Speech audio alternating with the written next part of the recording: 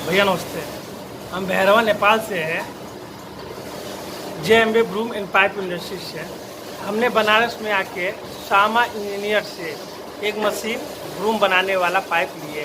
ये सब बहुत बढ़िया आदमी है और टाइमली वर्क भी करते हैं और अभी मशीन में भी टोटली नॉलेज देकर हम लोग को अपना रेट भी अच्छा मिलाकर दिए हैं। अब नेपाल में ले जाके हम लोग शूट करेंगे। पहला मशीन का भी नेपाल में जा रहा है और मशीन में कोई प्रॉब्लम नहीं है। बढ़िया से बढ़िया मशीन इन्होंने दिया है और रेट भी एकदम बेस्ट दिए हैं। कुछ ऐसा लगे जो नेपाल में कुछ नेपाली होता है भाई। कहाँ देखी, कहाँ सब कहाँ से कहाँ तक नेपाल का मंगाते हैं भैया पास आ गया। हमारे JMB broom and pipe industry का नेपाल का डायरेक्टर यही है। ये मशीन हमारे प्रोवाइड करेंगे।